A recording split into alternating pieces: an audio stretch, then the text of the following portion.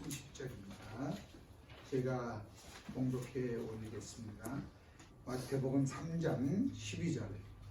손에 키를 들고 자기의 타작마당을 정하게 하사 알곡은 모아 곡간에 들이고 쭉정이는 꺼지지 않는 불에 태우시리라.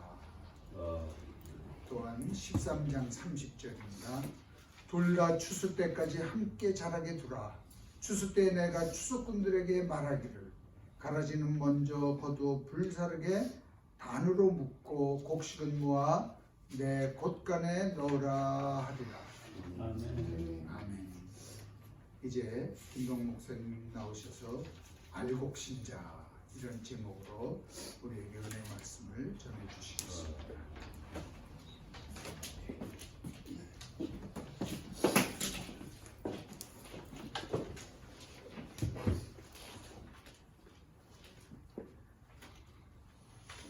오늘은 거룩한 주의 날이자 3일째입니다. 나라를 다시 한번 생각해보는 은혜의 시간 되기를 바라고 조국을 위해서 기도 많이 해주시기를 바랍니다. 지금 우리나라가 위기 상태입니다. 매스컴을 통해서 아시다시피 코로나로 인해서 전국이 지금 비상사태입니다. 이럴 때일수록 우리 믿는 성도들은 특별히 나라를 위해서 많은 기도를 해야 될 줄로 믿습니다. 나라 사랑하는 길이 무엇이겠습니까? 우리 믿는 성도들은 그저 나라를 위해서 기도 많이 하시고 멀리 떨어져 살고 있는 이곳에서도 조국을 위해서 기도하시고 또 각자 삶의 자리에서 열심히 최선을 다하여 건강하게 잘 사는 것이 나라를 사랑하는 길이라 저는 그렇게 생각을 해봅니다. 오늘 하루만이라도 내 나라, 내 조국, 대한민국을 위해서 기도 많이 하시는 은혜의 날이 되었으면 참 좋겠습니다. 저는 오늘 이 시간 알곡신자라는 제목으로 잠시 말씀을 나누면서 저도 은혜를 받고 오늘 여기 오신 여러분들도 은혜 받는 귀한 시간이 되었으면 합니다. 오늘 우리가 몸을 담고 살아가는 이 세상은요, 죄악이 가득해서 가는 곳곳마다 남을 쏘기는 사비가 득실거리고 가짜가 판을 치는 세상이 되어버렸습니다. 제가 하나 우스운 이야기를 할게요. 시골에서 평생을 농사를 짓던 순진하고 착한 농부가 서울에 살고 있는 아들 집에 오게 되었어요. 열차를 타고 서울역에 내렸습니다. 잠시 쉬고 있는데 막 쏟아져 나오는 그 많은 사람들을 보고 한숨을 쉬면서 하는 말이 아유 저 많은 사람들이 무엇을 먹고 사노 그랬어요. 그런데 마침 그 농부 옆에 어떤 중년 신사가 서서 그 말을 듣고 하는 말이 예 여보시오 영감님 뭘 먹고 살아요? 사기치고 덩치 먹고 살지요. 또 하나 우스운 이야기 할게요. 어느 시골 농부가 인삼 농사를 짓기 위해서 은행에 가서 대출을 많이 받았어요. 그래 와가지고 인삼 종자를 사가지고 와갖고 밭에 심었어요. 우리 유 목사님 대충 아시는가 봐요. 한 달 기다리고 두 달 기다리고 석 달 기다리고 씨가 나지를 않는 거예요. 속이 타 죽겠는 거예요. 은행 이자는 자꾸 나오지요. 그래가지고 밭에 가서 막 기죽거렸어요. 이게 웬일입니까? 그 종자가요 중국에서 사가지고 가짜 종자예요. 자 어떻게 됩니까? 은행에 대출 받은 이자는 빚더미 자꾸 늘어나죠. 하는 수 없이요 마지막 길을 선택하기로 했어요. 박 장로님 아시다시피 이 농부가 할 수 없이 농약방에 갔어요. 가서 먹고 죽으려고 농약을 많이 사가지고 왔어요. 그래서 사가지고 와갖고 밤에 아무도 모르게 자기 혼자 그걸 뿔긋뿔긋 들어봤었어요. 그래갖고 이불 위에 누웠어요. 하면은 죽을까 하면은 죽을까. 그런데 이게 죽질 않을 거예요. 죽질 않아. 이수희 권사는 왜 그렇게 안 죽었을까요? 죽기 싫었어. 그 농약도 가짜라는 겁니다.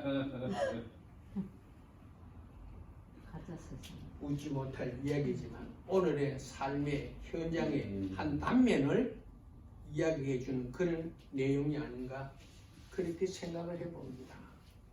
오늘 이 세상이요 거짓과 가짜로 득실거리고 판을 치는 세상에 살지만은 우리 신앙만큼은 가짜가 되어서는 안 되겠다 이 말입니다. 진짜가 되어야 되겠다는 겁니다. 그래서 성경에 보면 알고 보면 진짜요 가짜는 가라지를 말하는 겁니다. 그래서 오늘 우리 믿는 성도들, 특별히 오늘 이 자리에 나오신 여러분들은 이 세상에 아무리 사기가 판을 치고 가짜가 넘실거린다 할지라도 우리가 믿는 신앙만큼은 하나님 앞에 정직하게 믿고 진짜로 살아가는 신자가 되었으면, 알고 신자가 되었으면 얼마나 좋을까 하는 마음으로 오늘 이 본문 말씀을 선택했습니다. 찬송가 463장에 보니까 신자 되기 원합니다. 진심으로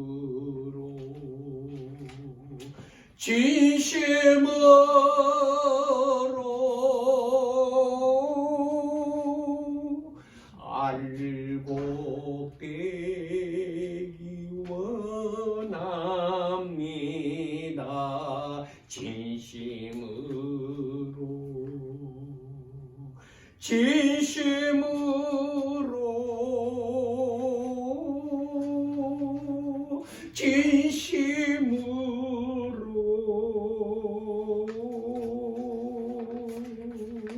신자 되기 알고 되기 원합니다. 오늘 이 찬송이 저와 여러분들의 간절한 소원의 찬송이 되기를 주의 이름으로 간절히 부탁을 드립니다. 그러면 오늘 이 알고 신자의 내용에 있어서 몇 가지로 나누어서 생각해 보려고 합니다. 첫째로 알곡은요 속이 꽉 차 있어요. 쭉정이는 속이 없어요. 그렇습니다. 알곡 신자는요 천국의 소망으로 꽉 차 있어야 돼요. 비록 이 땅에 우리가 살고 있지만은 우리의 영원한 고향이 어디입니까? 주님 계시는 그곳 아닙니까? 앞서간 성도들이 계시는 그곳 아닙니까? 우리는 그 천국을 사모하며 천국을 찬양하며 살아가는 성도가요 바로 알곡 신자예요. 존경하는 성도 여러분, 비록 우리가 이 험한 세상에 몸을 담고 살지만은 우리가 이 세상 이별하는 날 우리가 가야 할 종착점은 어디? 주님 계시는 그곳이에요. 아멘. 주님 만들어 놓으신 천국에 우리가 들어가는 거예요. 이것이 오늘 알곡 신자가 가져야 할 신앙의 목표가 이 말입니다. 고린도 후서 5장 1절에 보니까 이런 말씀이 나옵니다. 만일 땅에 있는 우리의 장막집이 무너지면 하나님께서 지으신 집과 손으로 지은 것이 아니요 하늘에 있는 영원한 집이 우리에게 있는 줄 아느니라. 요한계시록 21장에 보니까요 우리가 가야 할 그곳은 천국은 새하늘과 새 땅을 보니까 그곳에는 하나님이 계시는 곳이라고 했고 곧 우리 주님이 계시는 곳이라고 했고 곧 그곳은 다시는 사망이 없고 눈물이 없고 실패가 없고 가난이 없고 병든 것이 없고 영원토록 주님과 찬송하며 영화롭다 찬양하는 그것이 바로 우리가 가야 할 천국이라고 하는 사실입니다. 믿으시기를 바랍니다. 알고 신자는요 천국의 소망으로 충만해 있는 성도가 알고 신자예요. 알고 신자. 두 번째로 알고 신자는 무엇으로 충만해야 합니까? 믿음으로 충만해. 믿음으로 충만해야 돼요. 시간이 없어서 긴 말씀을 드리지 않겠습니다. 오늘 예수님은 불꽃 같은 두 눈을 가지시고 우리의 중심을 보시는데 무엇을 보십니까? 우리의 믿음을 보고 계신다는 거예요. 내 믿음대로 될지어다. 내 믿음대로 될지어다. 믿으시면 아멘 하시기 바랍니다. 내 믿음대로 될지어다. 성경의 원리를요, 제가 가만히 연구를 해보니까요, 저는 뭐 큰 학자도 아닙니다만은 저 나름대로 성경책을 읽고 또 읽고 믿음 생활을 하는 가운데 원리가 있는데요, 아주 쉬워요. 그 원리가 뭐냐? 오늘 도움이 되시면은 여러분의 삶 속에 적응하시기를 바랍니다. 자, 한번 따라할까요? 크게 믿으면 크게 믿으면 크게 되고, 크게 되고 작게 믿으면 작게 믿으면 작게 되고, 작게 되고 안 믿으면 안 믿으면 안 된다. 안 된다. 이게 성경의 원리예요.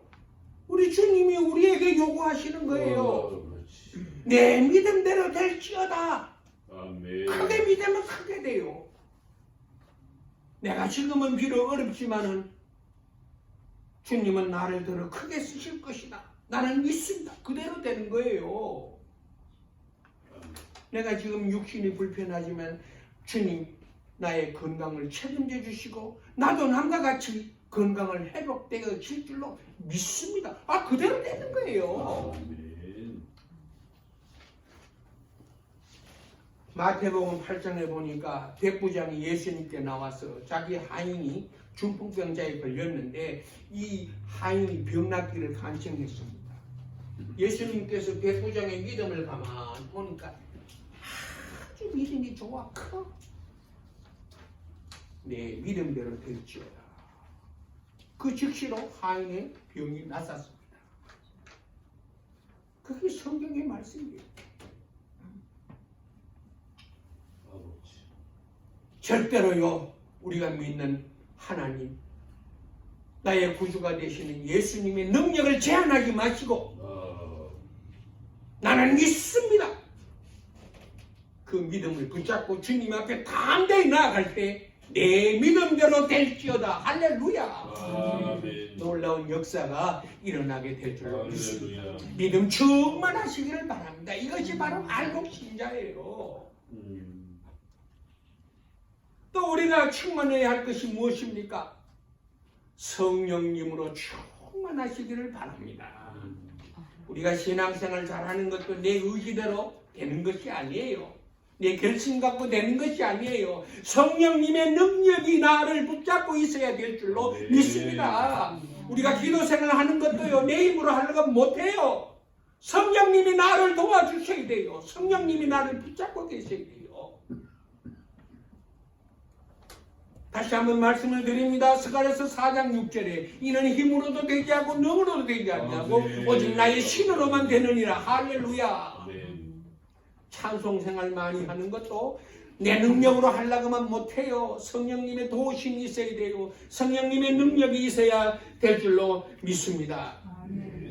오늘 이 말씀을 듣는 저와 여러분들은 오늘 이곳 이 자리가 오순절날 마가 다락방이 되어 성령 충만함을 받아 아멘. 내 마음속에 있는 근심 걱정 다 떠나가고 주님 주시는 하늘나라의 평화가 내 마음 내 심령을 충만케 하여 세상을 이기고 죄를 이기고 나를 이기고 정욕을 이기는 승리의 삶을 살아가는 역사가 이 시간 일어나시기를 주의 이름으로 축원합니다. 성도는요, 성령으로 충만해야 돼. 이것이 알고 신자예요.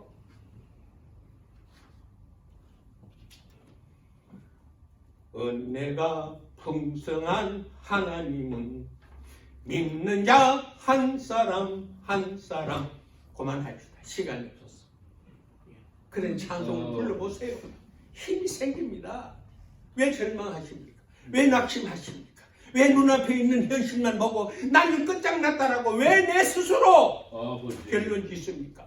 주님은 말씀하십니다. 아니다. 끝장 아니다. 내가 끝장이라고 말하지 않는데 네가 먼저 왜 그렇게 철랑이처럼 끝장이라고 말하느냐. 성령의 능력을 받으면요 겁날 것이 없어요. 두려울 것이 없어요. 왜? 내 안에 하나님의 영, 거룩한 영, 성령님이 나를 지배하고 있기 때문에. 이 성령 충만함으로 살아가는 성도가 알곡 신자인 줄로 믿습니다. 아멘.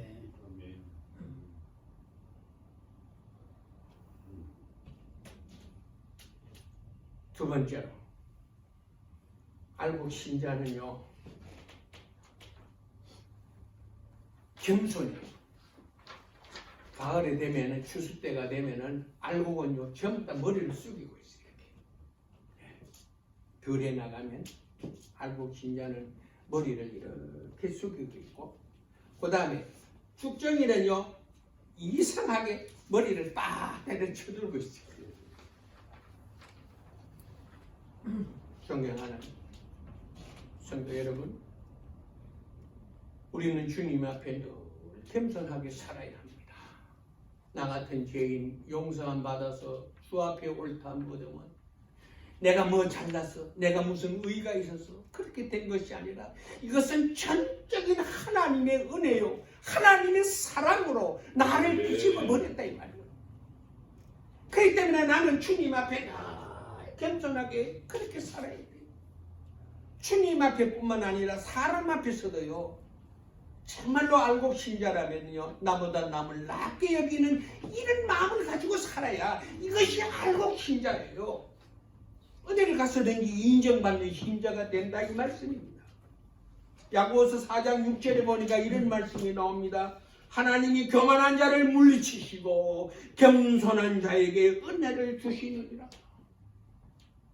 베드로전서 5장 5절에 보니까 겸손으로 허리를 동이라 그랬습니다.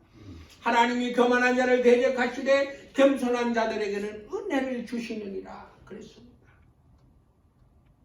야고보서 4장 10절에 주 앞에서 낮추라. 그리하면 주께서 너희를 높여주시리라. 할렐루야. 어디를 가시든지 무엇을 하든지 특별히 신앙생활 하면서 교회 생활하면서 항상 나보다 남을 낮게 여기는 이런 아름다운 마음, 이것이 주님 주시는 마음이에요. 나는 쇠하야 하고 그는 흥하야 하리라. 이 세례 요한의 신앙의 고백 아닙니까? 나는 망하야 하고 그는 예수님은 흥하여야 하리라. 이 마음을 갖고 이 정신을 갖고 우리가 삶의 현장에 나가서 일하면은요 모든 사람이 나를 인정해주고 오히려 내가 높임을 받게 될 줄로 믿습니다. 아멘. 알곡 신자는요 항상 겸손한 마음을 가지고 남을 섬기는 자세로 신앙생활하고 또 세상을 살아가게 됩니다.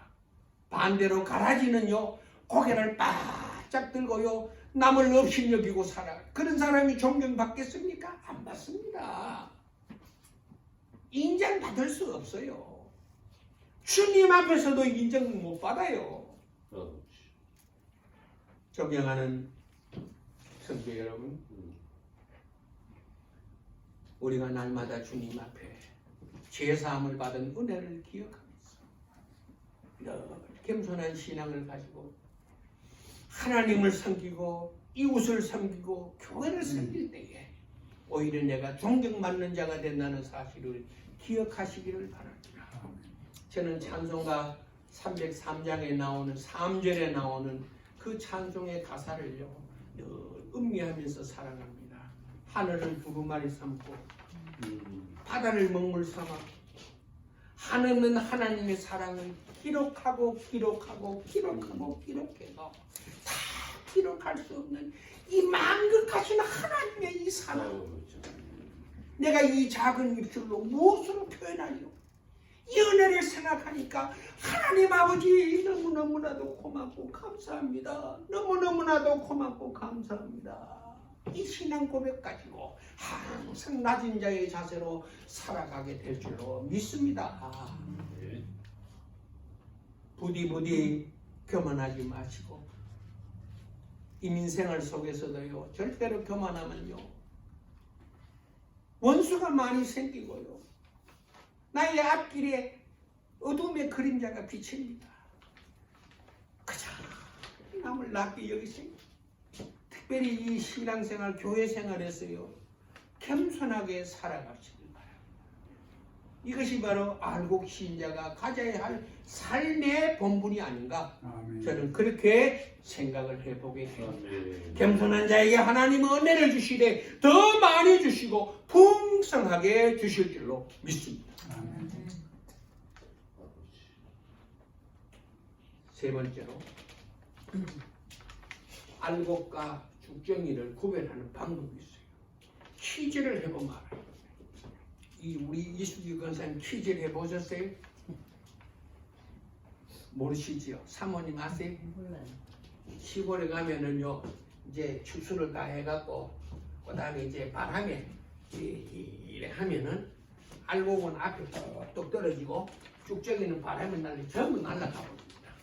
그리고 또 이 퀴즈를 하면요 쭉저기는 전부 나가버려요. 알곡은요 앞으로 쫙 모아들어요. 그렇습니다. 우리가 신앙생활 할 때 환난 풍파가 옵니다. 시험이 옵니다. 실패도 옵니다. 가난도 옵니다. 육신의 병도 옵니다. 내가 원하는 바가 오지 아니하고 원치 않은 것들이 막 밀려옵니다. 이것이 바로 퀴즈예요. 바람 까부는 거예요. 이럴 때 알곡 신자는요 주인 앞으로 자꾸 머리를 쳐도 자꾸 앞으로 와. 그 대신에 죽정이는 그 시험 풍파 바람에 전부 날려가 버려요. 알곡 성도는요 시험을 당할 때마다 주여 하고 주님 앞으로 다가옵니다. 주님 앞으로 다가옵니다. 아멘. 네? 죽정이 신자, 가짜 신자는요 시험 바람이 불면 전부 다 교회를 등지고 날아가 버려. 그렇게 생각할 필요가 없어요. 알곡 신자는요 시험 풍파 어려움 당할 때마다 주님 앞에 나와 기도하고 주님 앞에 나와 내 사정을 아니면서 주님 내 모든 문제를 해결해 주실 것을 내가 믿습니다. 주님 주신 이 신앙의 줄만큼은 놓지 않게 하여 주시고 이 믿음만은 변치 않게 하여 주옵소서. 무릎 꿇고 기도하는 신자가 바로 알곡 신자예요. 시험 풍파 닥치면 그만 교회 등지고 세상으로 나가버리는 자는요 쭉정이 신자예요. 가짜 신자예요. 제가 어느 책을 읽어보니까요 명품 가방하고 짝퉁 가방하고 구별하는 방법이 있다고 해요. 사모님, 명품 가방은 아주 비싼 가방이에요. 한국에도 이런 가방 들고 다니는 사람이 많지 않은 것 같아요. 저는 보지는 않았습니다만. 그런데 겉모양은 똑같아 그래요. 명품이나 짝퉁이나 똑같아 그래요. 그런데 비 오는 날 보면은요 구분한다 그래요. 사모님, 명품 가방은요 비 오는 날은요 비 맞을까 싶어서 처음부터 가슴에 품고 다닌다. 근데 짝퉁 가방은요 머리에 전부 이러고 비 맞을까 싶어서 이렇게 한다. 우리 신앙도 마찬가지. 명품 신앙, 알곡 신자는요 고난이 오면은요 그 고난을 붙잡고 주님 앞으로 나가는 거예요. 왜 도망갑니까? 내 모든 염려, 근심, 걱정을 나에게 맡기라 주님 말씀하셨잖아요. 아멘. 우리 믿는 성도들에게 고난이 오는 것은요 고난으로 망하라는 것이 아닙니다. 주님께서요 더 많은 것을 주시기 위해서 우리를 시험하는 테스트하는 거예요. 고난 속에 하나님의 복이 감추어져 있어요. 그걸 모르고요 고난만 보는 거라 먹구름 위에 영원히 꺼지지 않는 찬란한 태양 빛이 있다는 거예요. 네.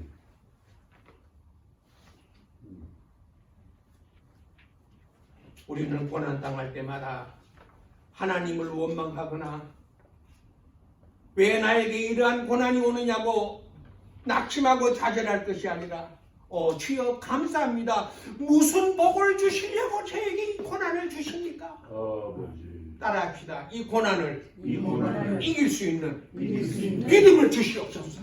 할렐루야. 할렐루야. 아멘. 이것이 알곡 신자예요. 아멘. 이 고난을 이길 수 있는 믿음을 주십시오. 아버지. 하나님은요, 단번에 복을 주실 때도 있지만은 그런 경우가 별로 드물어요. 우리가 이 복을 받을 능력이 있나 없나 그걸 테스트해 보시는 거예요. 예? 그래서 우리에게 먼저 고난을 주시는 거예요. 근데 그 고난 속에는요, 하나님의 복덩이가 들어있어요. 할렐루야. 명심하시기를 바랍니다. 눈앞에 보이는 먹구름의 고난과 시험과 환난 풍파 실패만 보지 마시고 그 고난 속에 역사하시는 하나님의 능하신 손길을 바라봅니다. 할렐루야. 하나님은 나를 절대로 버리지 아니하신다. 나를 망하게 하지 아니하신다. 나를 죽이지 아니하신다는 이 확고한 믿음의 줄을 붙잡고 날마다 기도하며 나아갈 때 하나님은 때가 되면은 우리가 생각지도 못하는 그 이상의 은혜로 복으로 채워주시는 참 좋으신 하나님이신 것을 멀지 않아 곧 경험하게 될 줄로 믿습니다. 이것이 바로 알곡 신자예요. 이 신앙을 붙잡고 살아가는 것이 알곡 신자입니다. 저는 성경을 읽을 때마다 그 요셉에 대해서 참 좋아합니다. 참 좋아해요. 창세기 37장에서부터 시작해서 요셉의 전기가 기록되어 있고 창세기가 전작 50장으로 되어 있는데 13장에 걸쳐 가장 많이 할애를 해서 성경 기자가 요셉의 생애를 기록하고 있습니다. 17세 어린 나이 아닙니까? 그 어린 나이에 형들의 미움을 받아서 웅덩이에 빠지게 되잖아요. 그런데 참 하나님 은혜 고맙지요. 그 웅덩이에 물이 있었으면 요셉은 그때 죽었어요. 그런데 빈 웅덩이, 물이 없는 빈 웅덩이요. 근데 거기 빠졌어요. 그런데 마침 그때 또 그 앞으로 상인들이 지나가요. 애국의 상인들이. 그 눈에 발견이 되어갖고 웅덩이에서 끌어내잖아요. 이 우연이 아닙니다. 하나님의 역사입니다. 여러분들 이민생활 속에 지나온 삶을 한번 가만히 반추해 보세요. 한번 보세요. 아, 그때는 내가 죽었구나 했는데 지나놓고 보니까 그것이 하나님의 은혜였구나. 할렐루야. 네, 할렐루야. 앞으로도 그런 일이 일어날 것입니다. 목사님 낙심하지 마세요. 교회 부흥됩니다. 할렐루야. 아멘. 그런데 상인들 눈에 띄어서 그 웅덩이에서 구출받았지 않습니까? 그래서 어디로 애국으로 팔려가는 거예요. 요셉이가 옷을 5번 갈아입어요. 처음에는 채색옷을 입고 두 번째는 노예의 옷을 입고 애국으로 팔려가서 보디발 집에 머슴으로 들어가 머슴의 옷을 입고 그래서 가진 고생 끝에 그 보디발 안에 유혹에도 넘어가지 아니하고 코람데오 하나님 앞에서 살아가는 신앙 요셉이 내가 하나님 앞에서 이 엄청난 죄를 어찌 범할 수가 있습니까? 보디발 장군의 아내의 그 간교한 그 유혹에도 뿌리쳤잖아요. 호람데오의 신앙 하나님 앞에서 살아간다는 신앙. 저는 내가 몇 년 전에도 수년 전에도 미국에 잠시 살았고 지금도 가서 살지만 참 그 수도 사인 있잖아요. 거기 오면은 먼저 온 차가 먼저 가고 뒤에 온 차가 뒤에 가잖아요. 한국 같으면 안 그래요. 막 가버립니다. 하나님이 내려다보시는 사람의 눈을 의식하지 아니하고 하나님의 눈을 의식하며 살아가는 거예요. 요셉이가. 그 다음에 어떻게 합니까? 감옥에 가잖아요. 예수의 옷을 4번째 옷을 입어요. 마지막 5번째는 총리의 옷을 입어요. 5번째 옷을 입었다 하는 것은 파란만장한 인생의 여정을 살아왔다는 것입니다. 그러면서 그 중간에 있었던 이야기는 시간이 없기 때문에 제가 긴 말씀 못 드리고 여차해서 야차해가지고 형들이 양식을 사러 요셉한테 오지 않습니까? 딱 보니까 자기를 웅덩이에 빠뜨렸던 그 원수가 왔어. 저 같으면 당장 말이요 감옥에 처했든지 안 그러면 죽이든지 했을 거예요. 그런데 요셉이 이런 말을 합니다.